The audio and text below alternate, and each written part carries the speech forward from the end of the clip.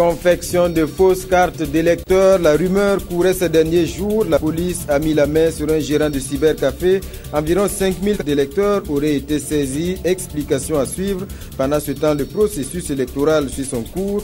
Le tirage au sort pour le positionnement des partis sur le bulletin unique des législatives s'est déroulé ce matin. Cette fois, c'est la bonne pour les pèlerins burkinabés. Les premiers ont décollé aujourd'hui pour l'Arabie Saoudite où ils vont accomplir le 5e pilier de l'islam. Les images dans ce journal, 5500 musulmans burkinabés sont inscrits pour le Hajj 2015. C'est la période des vaches grasses pour les vendeurs de fournitures scolaires. La rentrée est en vue dans les marchés et yards, les étals fleurissent. Les rayons des librairies sont pleins d'articles, mais les clients sont-ils au rendez-vous? Constat dans un instant. Le Japon qui fait face à d'importantes inondations, la ville de Joso est l'une des plus touchées. Les images sont impressionnantes, plus de 100 000 personnes ont été évacuées. Les secours sont débordés. Voilà pour la une de ce journal. Mesdames et messieurs, bonsoir et bienvenue. Tout d'abord, cette information de dernière minute. Le Conseil constitutionnel vient de publier la liste définitive des candidats retenus pour la présidentielle du 11 octobre. Une liste que je m'avais portée à votre connaissance. La liste définitive des candidats à l'élection du président du Faso du 11 octobre 2015 est arrêtée comme suit. Monsieur Ouedraogo Ram, RDEBF.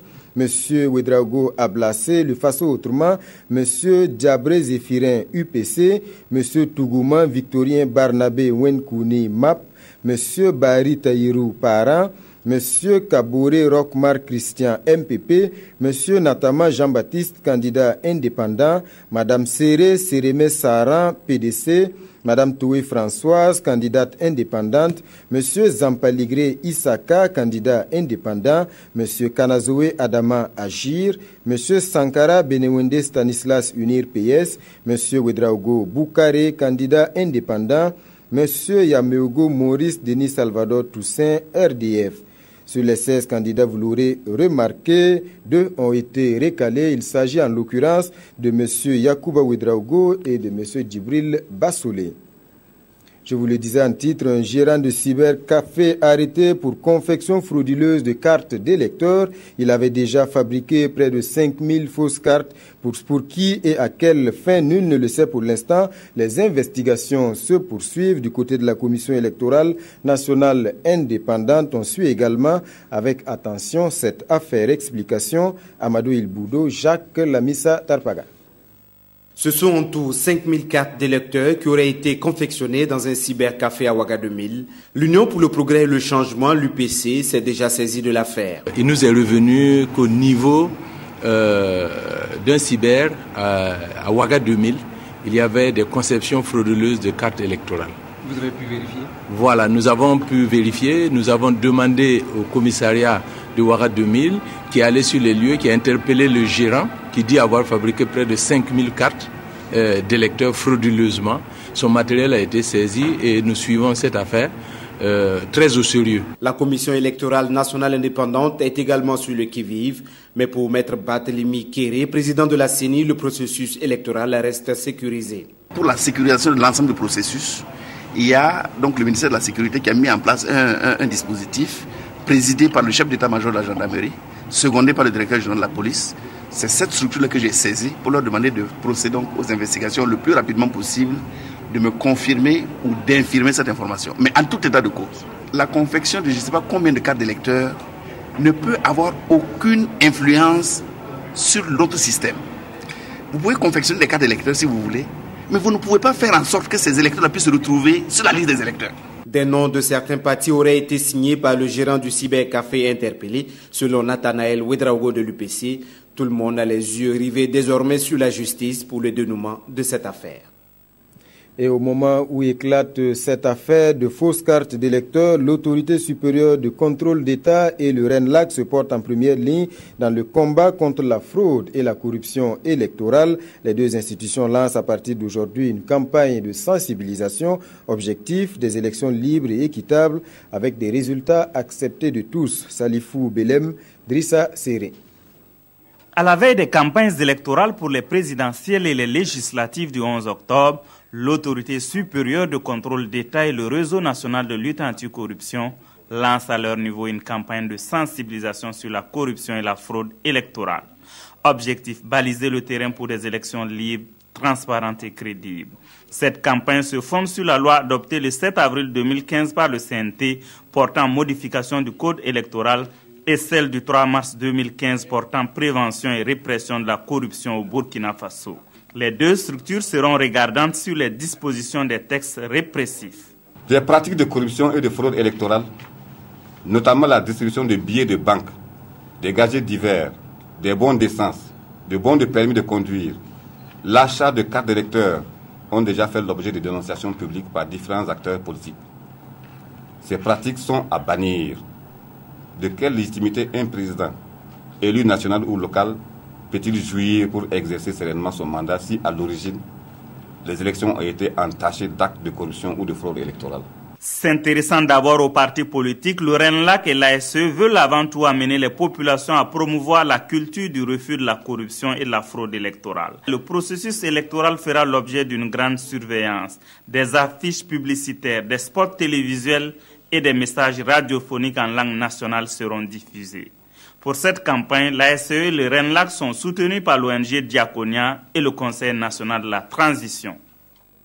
Et pendant ce temps, le processus électoral suit son cours normal. Le tirage au sort pour le positionnement des partis sur le bulletin unique des législatives s'est déroulé ce matin.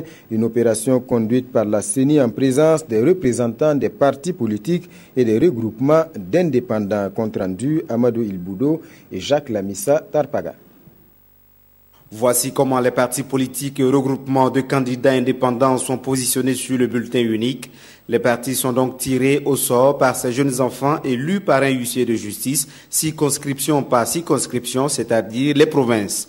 Tout cela se fait en présence des représentants des partis et des candidats indépendants. La CENI met toujours au centre de toutes ses activités la transparence. C'est ce que veut la loi. Donc c'est bien que ce tirage au sort soit fait de manière publique. Ce sont en tout 99 partis politiques et regroupements de candidats indépendants qui prendront le départ pour la campagne le 26 septembre. Pour beaucoup, peu importe le positionnement sur le bulletin. Le problème, ce n'est pas quelle case on occupe. Le problème, je pense que pour l'ensemble des électeurs, c'est de savoir reconnaître le logo du parti. Et je pense que l'intérêt de pouvoir faire ce tirage au sort, c'est de permettre également de disposer de ces spécimens-là pour continuer le travail de sensibilisation sur le terrain.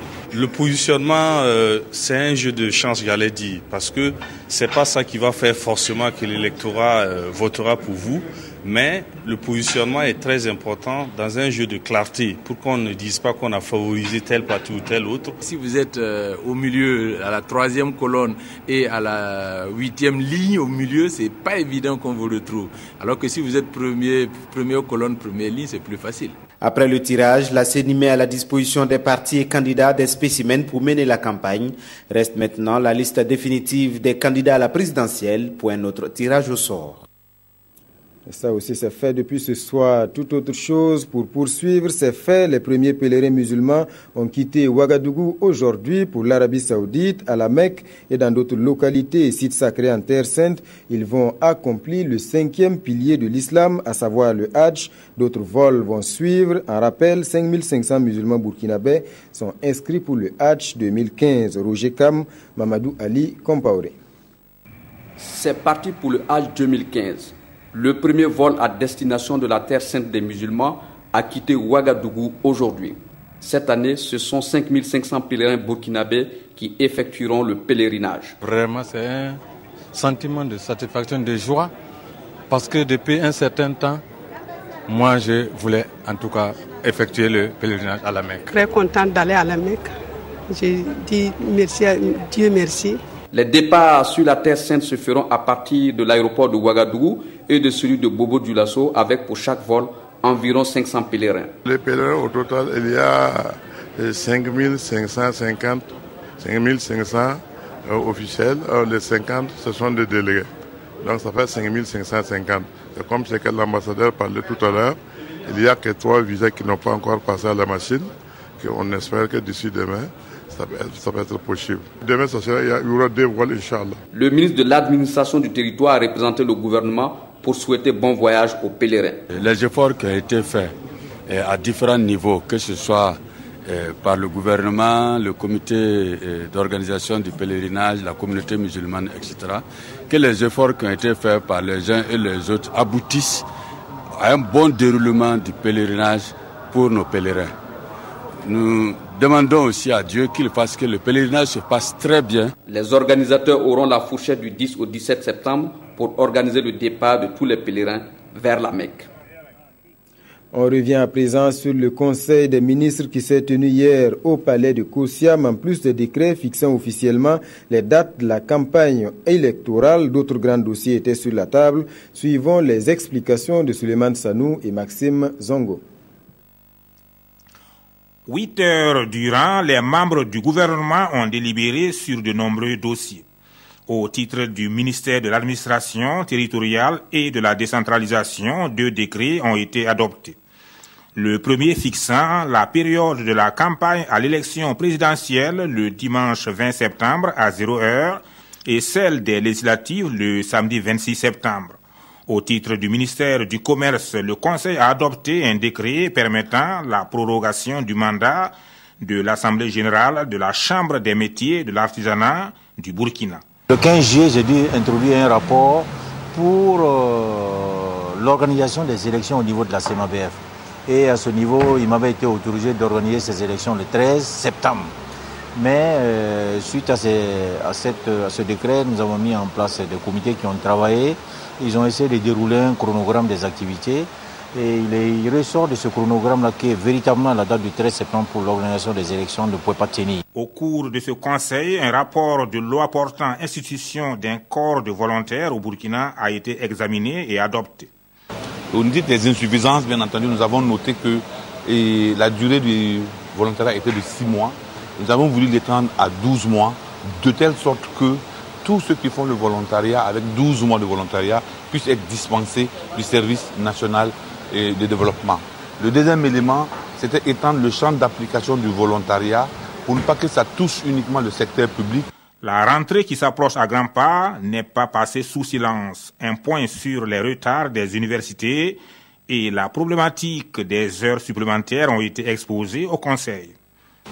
Beaucoup d'établissements, d'une année sur l'autre, voient leurs heures supplémentaires, leurs heures de vacation multipliées par 2 ou par 3. Si ça évolue comme ça, ça devient insupportable. Donc il faut que ça soit rationalisé. Au titre du ministère de la Culture et du Tourisme, le Conseil a adopté un rapport relatif à la valorisation des arts et de la culture dans le système éducatif et décidé de l'organisation de la 11e édition du site.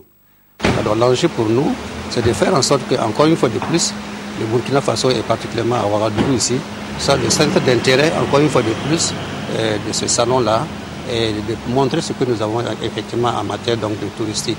Cette 11e édition se tiendra du 23 au 27 septembre prochain à Ouagadougou. Le thème, tourisme interne, enjeux et défis.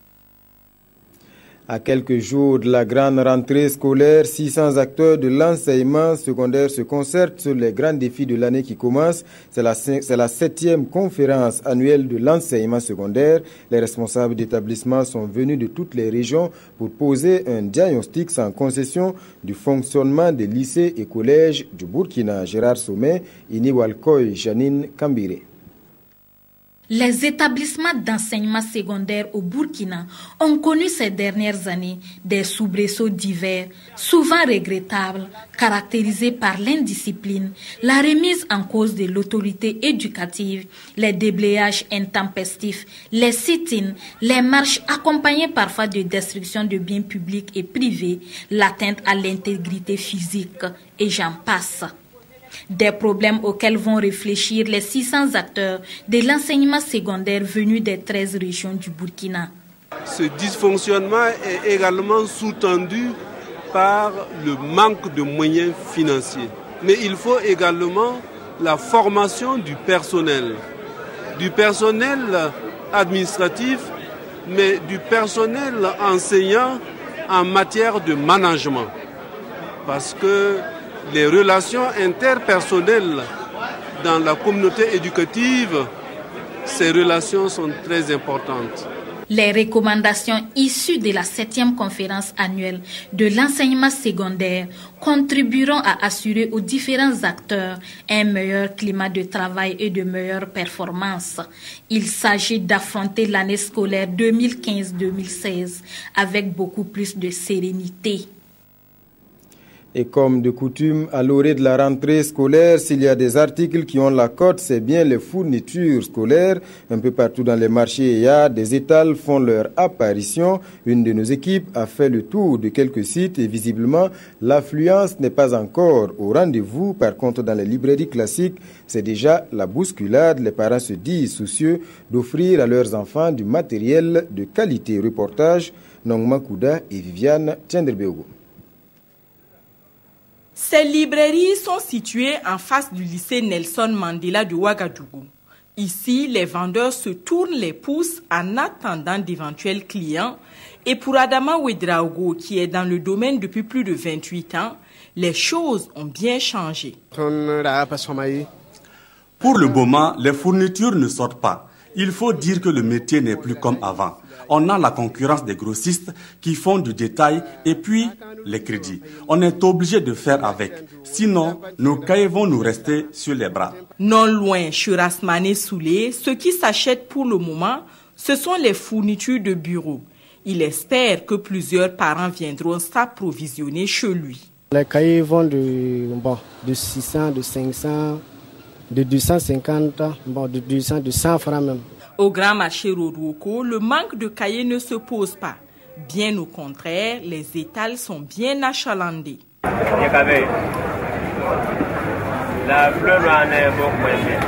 Ici, les cahiers là sont pas chers. Si tu veux la qualité, on vend ça. Si tu ne veux pas qualité, on vend ça aussi.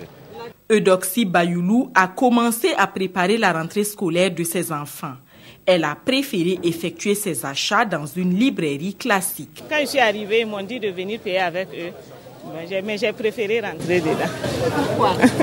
Bon. C'est un choix. D'autres parents ont fait le même choix, celui d'acheter les fournitures dans une librairie classique. Les fournitures sont de qualité, seulement le prix est un peu cher. On est déjà passé à la caisse, on a déboursé 10 680 pour les fournitures. Quand c'est de la bonne qualité, le prix ne compte pas. J'ai 2 enfants qui sont inscrits. Bon, la fourniture, ça coûte environ 60 000 comme ça. Ils ont de bons cahiers calligraphes. C'est vraiment résistant. Ils ont des bonnes couvertures aussi. Il y a des bons livres aussi. Pour ces parents qui ont déjà pu acquérir les fournitures de leurs enfants, c'est un devoir en moins dans leur préparation de la rentrée. La balle est maintenant dans le camp des élèves.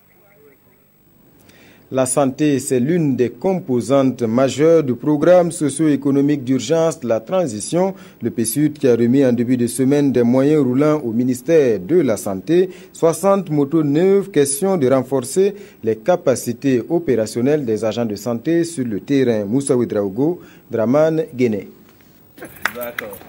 Par cet acte, le ministère de la Santé reçoit officiellement un échantillon de 60 motos offertes par le programme socio-économique d'urgence de la transition au profit des centres de santé et de promotion sociale CSPS.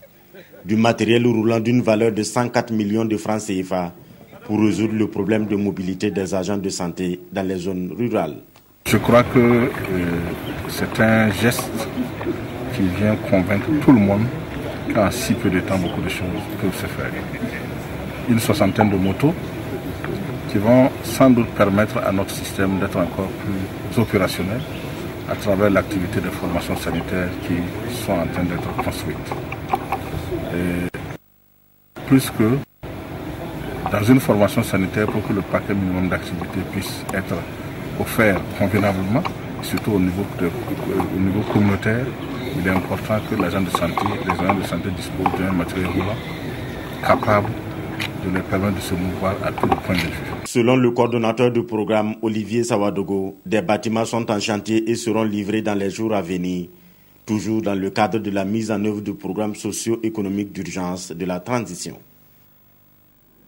C'est un fait. Ces dernières années, le coton génétiquement modifié se vend mal sur le marché international. Du côté de la nationale des fibres textiles ont réagi. La Sofitex encourage désormais les producteurs de l'or blanc à accorder davantage d'espace au coton conventionnel. Une opération de sensibilisation est menée auprès des producteurs. Drissa Traoré, Ali Traoré.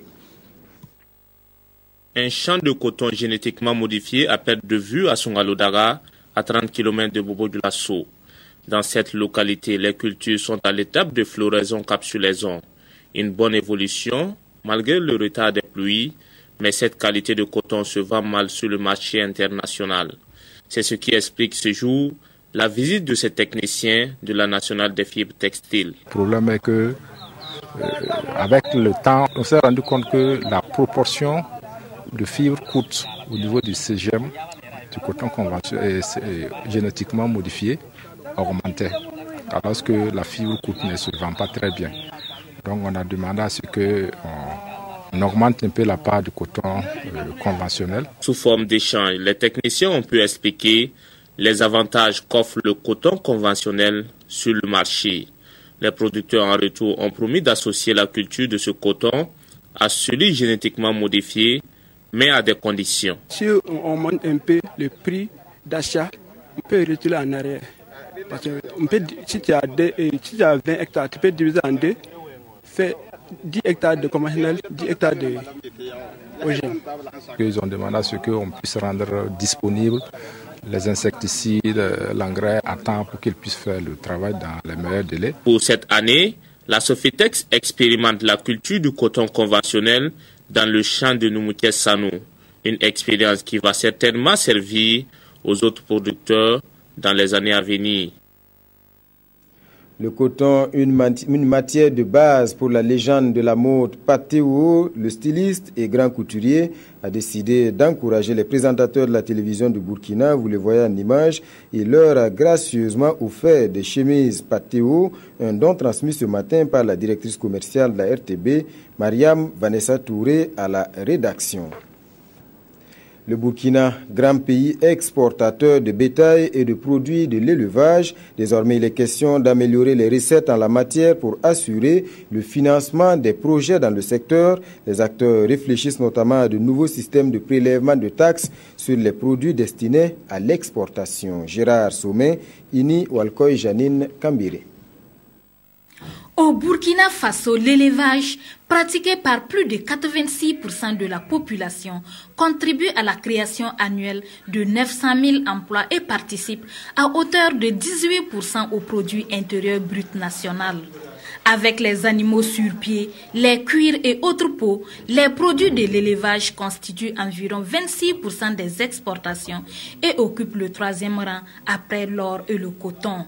Mais cette contribution, bien qu'importante, mérite d'être maîtrisée, d'où l'atelier de Koudougou.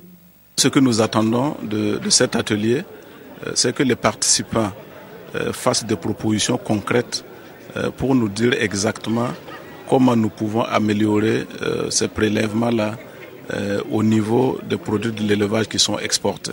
Cette contribution, une fois maîtrisée, pourrait améliorer conséquemment les recettes du Fonds de développement de l'élevage, FODEL, et lui permettre d'assurer de façon autonome le financement d'importantes réalisations en faveur des professionnels du secteur de l'élevage.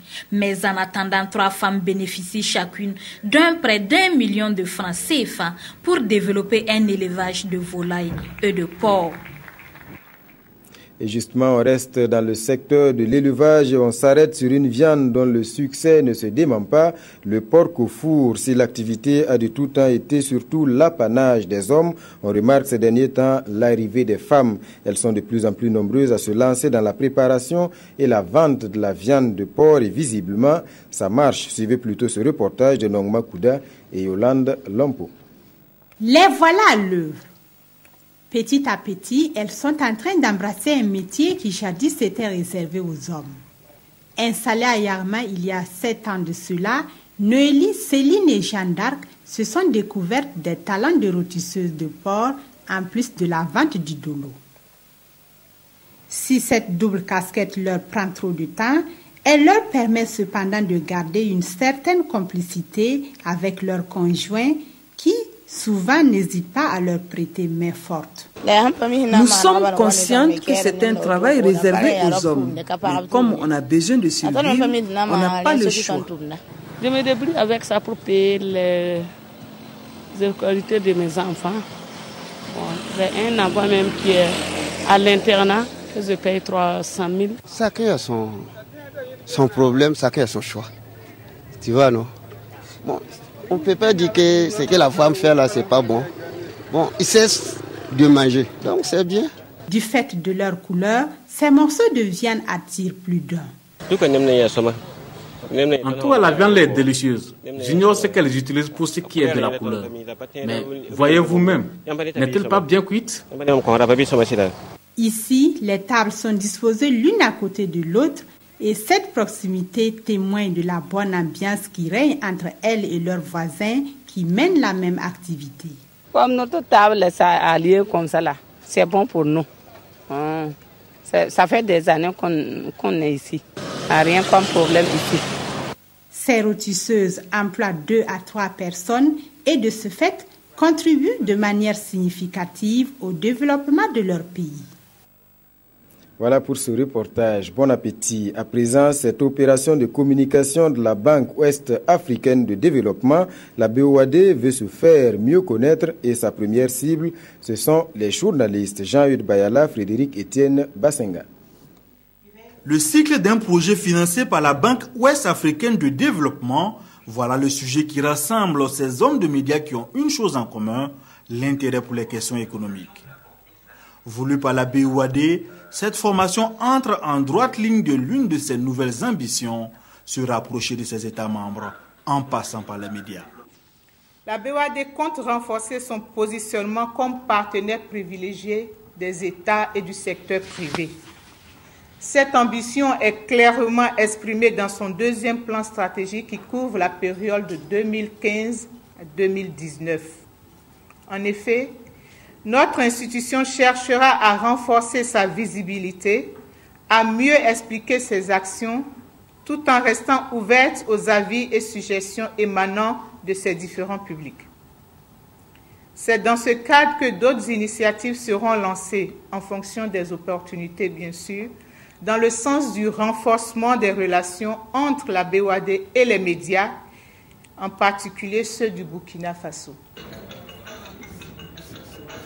Durant donc ces 2 jours, ces journalistes vont faire connaissance avec l'institution et apprendre comment faire une évaluation prospective. Il sera également question de politique et procédures de passation des marchés, de lutte contre la fraude et de la corruption et des règlements de griefs à la BOAD. Sport à présent, du 25 septembre au 4 octobre prochain, le Burkina accueille la 2e édition du tournoi de l'UFOA Zone Ouest B. Les oppositions sont connues à l'issue du tirage au sort. Les étalons cadets rencontrent la Sierra Leone pour le match d'ouverture. Yacouba Gamene, Jean-Modeste Ouedraogo. La Sierra Leone, donc, qui est 2e de la poule A. Burkina Faso-Sierra Leone, c'est l'affiche du match d'ouverture du tournoi de l'UFOA Zone Ouest B réservé aux moins de 17 ans. Ainsi, on a décidé le tirage au sort effectué ce mardi à Ouagadougou. La poule du Burkina Faso est composée de la Sierra Leone, du Ghana et de la Tunisie, pays invité à ce tournoi des U17. La poule B abrite le Nigeria, le Niger et la Côte d'Ivoire. C'est vrai que nous sommes dans une phase difficile de la transition, délicate, je vais dire. Mais les plus hautes autorités nous ont donné l'accord, ils ont également donné les moyens nécessaires pour accueillir cette compétition. Au total, 7 pays prendront part à cette compétition et de l'avis du comité d'organisation, tout est presque prêt pour garantir le succès du tournoi après celui de Lomé. Aujourd'hui, nous sommes très avancés. En tout cas, le plus dur a été fait parce que nous avons une maîtrise.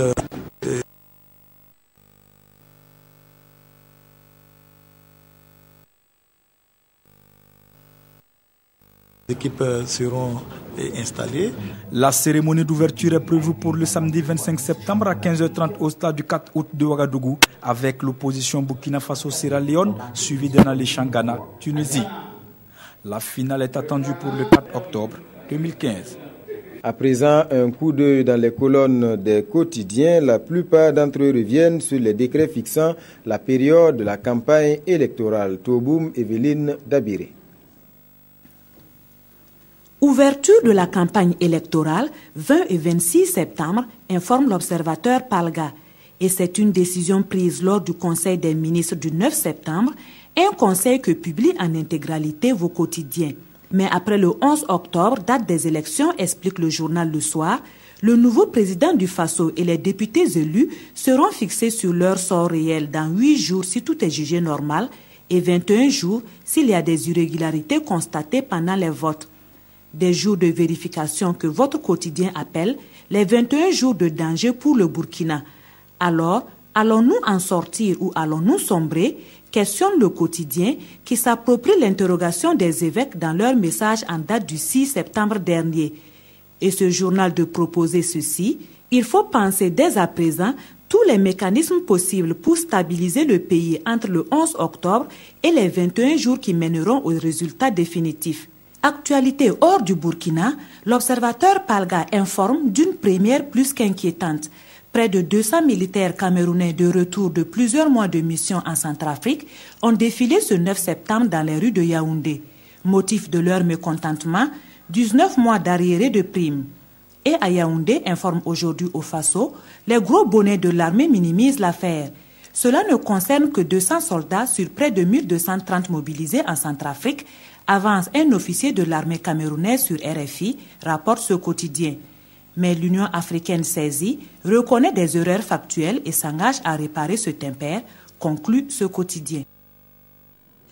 Avant de finir, je reprends pour vous la liste définitive des candidats à l'élection du président du Faso du 11 octobre 2015, publiée ce soir même par le Conseil constitutionnel. Sont donc retenus M.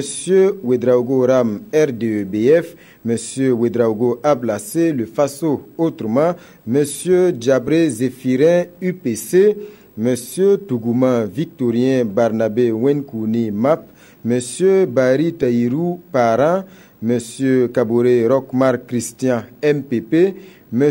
Natama Jean-Baptiste, candidat indépendant, Madame Séré Sérémé Saran, PDC, Madame Toué Françoise, candidate indépendante, M. Zampaligré Isaka, candidat indépendant, M. Kanazoé Adama Agir, M. Sankara Benewende Stanislas, Unir PS, M. Ouedraogo Boukare, candidat indépendant, M. Yameugo Maurice Denis Salvador Toussaint, RDF. Voilà, sur les 16 candidats, vous l'aurez remarqué, 2 ont été recalés. Il s'agit de M. Yacouba Ouedraogo et de M. Djibril Bassolé. Voilà, mesdames et messieurs, c'est la fin de ce journal. Merci à vous qui l'avez suivi. Tout de suite à 21h, Simon Gongo vous retrouve pour l'émission Controverse, le sujet du jour, la peine de mort. Soyez donc au rendez-vous. Quant à moi, je vous retrouve à 22h15 pour l'édition Synthèse.